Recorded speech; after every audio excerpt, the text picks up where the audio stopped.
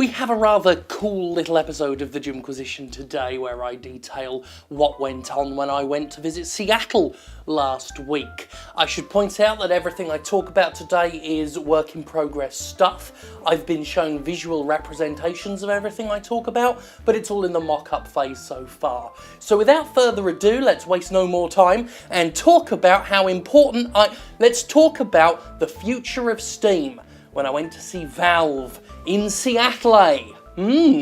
For all who may have considered my coverage of Steam and its shitty game problem to be fruitless, hopeless, pointless, in other words ending in less, well, fuck off mate, I was at Valve a couple of days ago to talk to them about their shitty game problem. Yes, Operation Cleanlight reached a most satisfying new peak as your very own Steam cleaner Jim Sterling was invited to chat about Steam Direct, Curation, and what I hope will be the beginning of the miserable, choking death of asset flippers, spurious, litigious wankers, and other slapdash piss takers. Can I say that I think this is the end of Steam's problems? Not by a long shot. Something tells me I'll be needing my industrial-sized drum of digital disinfectant for many moons to come. Do I think life is about to become tougher for lazy hack jobs who are on Steam only to make a quick and filthy buck? I certainly hope so, and if things go the way Valve intends, the storefront will be a little less dumpsters for the end user to navigate. Eventually. You know, we're talking about Valve time here. So Jenna Bain, Total Biscuit and myself were invited to Seattle to see Valve and discuss the future of Steam, and one of the first things I asked the programmers was why. That is how I ended up phrasing it in the end. Why? Why does a game like Air Control, which was clearly made by a dozen monkeys spunking on a computer before viciously fucking each other, get onto Steam in the first place? Valve itself, and I should point out I spoke to programmers and not PR reps, offered an interesting motive. It wants to be surprised. The main argument given for the deluge of garbage on Steam is the existence of the visual novel. According to Valve, before it opened its doors and started letting more games in, it had no idea visual novels were so popular and would go on to be a powerfully successful genre on Steam. Now, I see the logic to the argument presented, especially as I've made the argument myself. If you don't try and offer varied products, you might never discover vast untapped markets. This is why the AAA space is so stagnant, because they all play follow the leader and ignore the fact that new games, instead of rehashed old crap,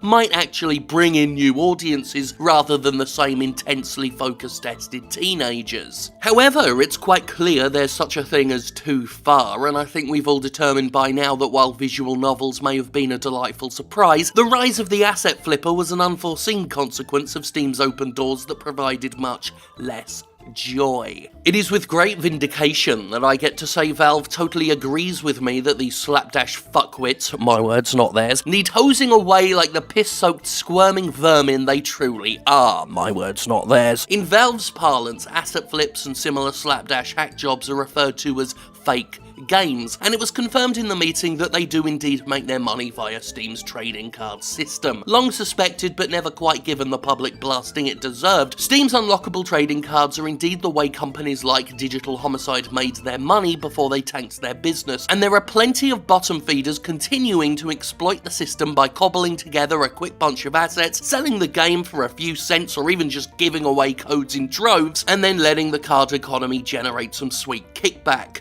Well, I'm afraid to say the party is coming to an end. Valve is currently working on changes to the card economy designed to choke the life out of the asset flip cottage market that sprung up around it. Those changes are still being discussed, but I'll be monitoring the situation intensely. Interestingly, Valve predicts that the replacement of Steam Greenlight with Steam Direct will actually result in less but better games coming to its service, rather than an expanded version of the lawless feeding frenzy we're currently seeing. With trading cards already evolving to dissuade asset flippers, Steam's upcoming alterations to Discovery is being designed to algorithmically work toward rendering so-called fake games almost entirely invisible. The end goal is to create a front page where games like this are buried to the point of non-existence, as well as explain through Discovery exactly why you're seeing the games recommended to you and why you're not seeing others. Valve seemed confident that unless you are specifically looking for it, Steam will be in a place where you simply can't find trash like The Last Patient. Now the contradiction.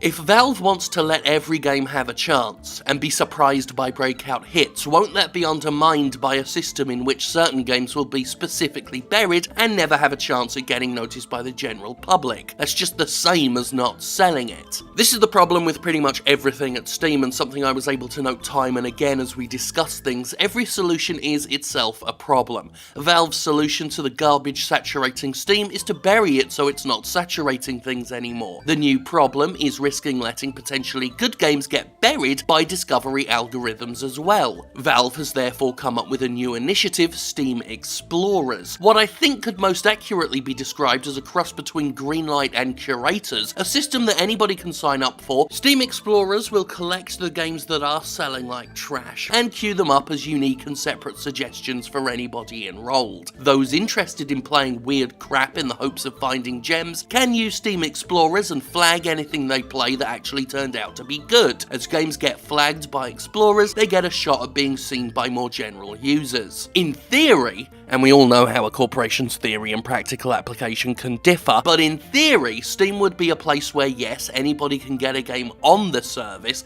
but once the game is there, it'll have to prove itself far superior to yet another Unit Z clone in order to get so much as seen. Developers, by the way, will not be marked as anything special on Steam anymore, they will just be users. As far as Steam's actual community goes, Valve wants to really level the playing field there, so yeah. Of course, as I said, every solution's a problem. Steam Explorers' biggest issue is that, again, Valve is putting the responsibility on the end user, and I'm still leery about companies putting quality control on the shoulders of its customers rather than taking it upon itself. That said, Valve is interested at least in offering incentives to Explorer users, be it in the form of extended refund policies, store credit, the ability to play games for free, something like that. While things remain in the brainstorming phase, we talked all sorts of potential rewards, which I think will be crucial in keeping users engaged enough for Explorers to work. It needs end user engagement, that's how this thing's gonna live or die. And it could actually work if enough people are into it.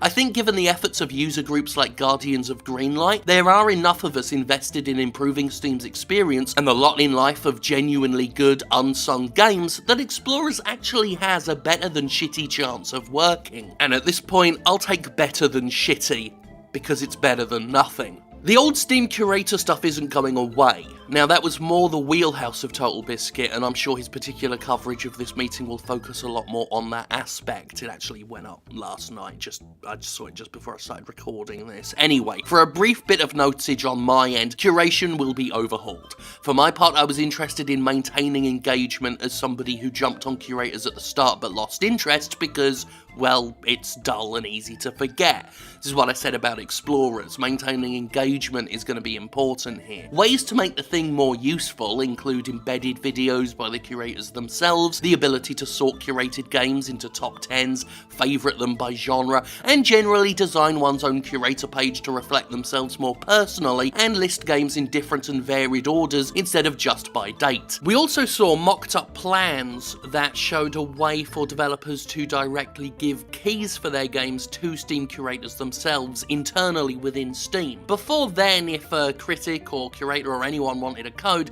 that would have to be something done over email or something like that with the developer, and there are a lot of people out there who pretend to be others to get free shit. The mock-ups we saw showed a way in which you can just click on a curator's name and then just press a button to hand over keys, and the end user, the curator, would get a list of unchecked games in a special section that will show them the games that have been offered to them, and they can click accept to access that game. That's an interesting idea. As a critic, it's one I really like, although as a critic who gets blacklisted a lot, it may not be a feature I get to use all that often.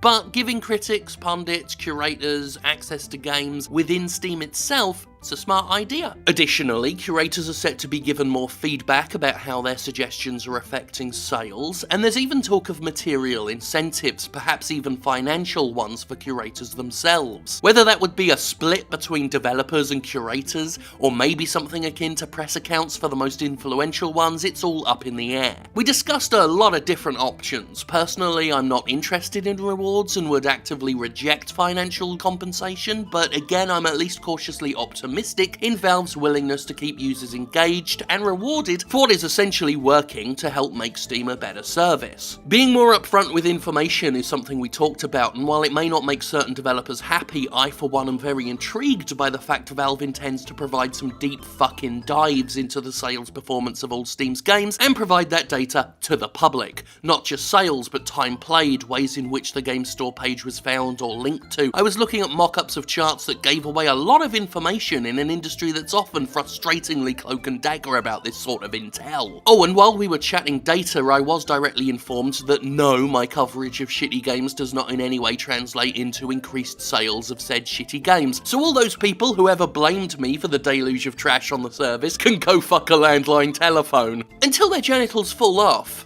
or implode, or blown out. Valve concedes that outside of obvious professionally interested parties, this info is going to be useful only to a niche crowd of invested users, but it's info it wants publicised anyway. The company confessed to wanting to be more open and upfront with the public in future, not just about how its games perform, but about developing the platform itself. Less keeping us all guessing as to what the fuck they're playing at, more them actively telling us what the fuck they're playing at. I think inviting vocally Steam critical pundits like TB and myself was a pretty strong move in demonstrating that willingness. Hell, even if everything they said they intend is bollocks, they made a heckin' good show of it. Oh, the Steam Direct service charge. Still no numbers there, but they are talking about the low ends, that up to 1,000. I don't think that's happening. They do want to keep it affordable, so something tells me they're not going to change much from the 100. If they do go up, it won't be by much. One interesting thing that was said was that while some developers, and indeed many developers, were pushing for the price to be low, some developers were actively pressuring Valve to increase the price for a Steam Direct submission. It would seem those with money are quite interested in keeping down those without. Isn't that just fucking interesting? Didn't get any names, of course, but, well, just look at the ones with the cash. Other things were discussed. Fuck, we were there 6 hours, and I'm heartened by the amount of note-taking being done whenever I offered ideas and criticisms. I was sure to mentally gauge how sincere they were looking when they were writing, and I'm 89% sure I wasn't being recorded sarcastically either. I also tallied how many times my words were noted down versus anybody else in the room, because of course I did that, and while I can't release that data at this time, I'm pretty pleased with my performance, which of course is the most important thing to take away from any of this. I'm a good suggestion boy. Anyway, Valve has expressed a desire to keep in touch with your friendly neighbourhood Steam cleaner, and I look forward to squeaking my wheels and getting that good grease. I genuinely feel like positive steps were made and will continue to be made. I also think there will be problems, mistakes, more unforeseen problems, and pissants. It would be my pleasure to provide aid in tackling such things for the sake of having what I think most of us here want, just a better Steam. Oh, one last note.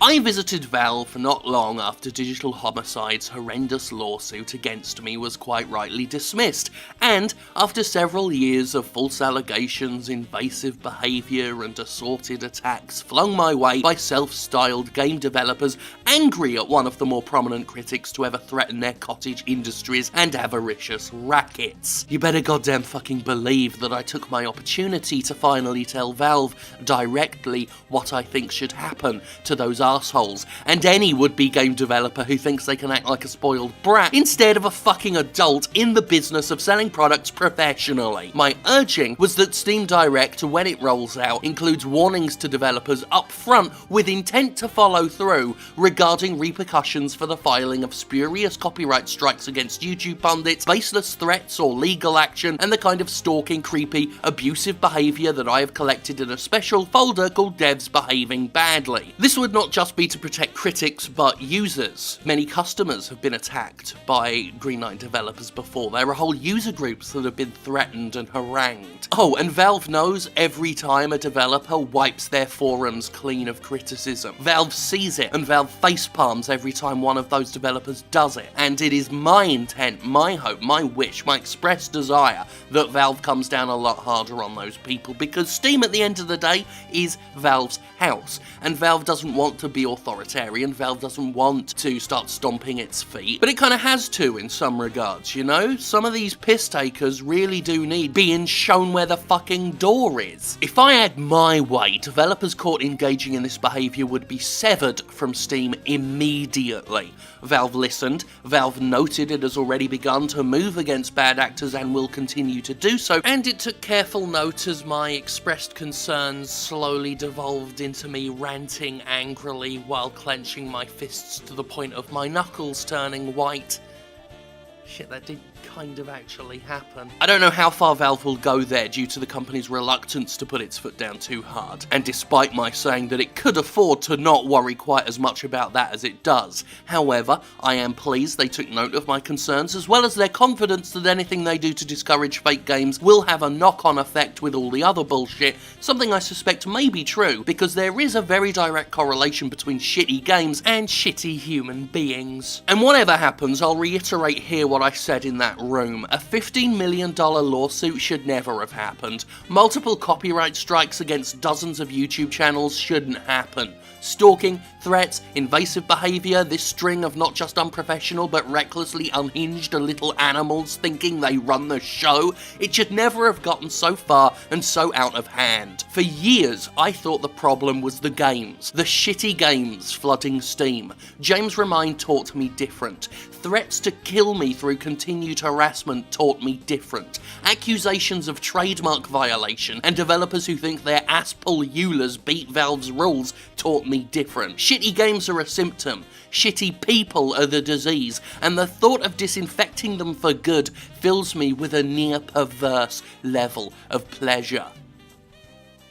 The work continues. Do not rest yet, my friend. It seems you and I have so much more work to do together.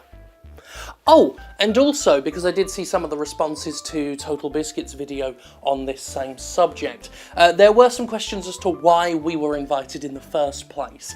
Why? Why were random YouTube critics brought to Valve to discuss the future of Steam? I can't talk for anybody else, I can only talk for myself, but personally, I was invited because I'm Jim fucking Sterling's son. And that is why you all thank God for me. Even if you think you don't, you do. You thank God for me. You little whippersnapper, you. You do.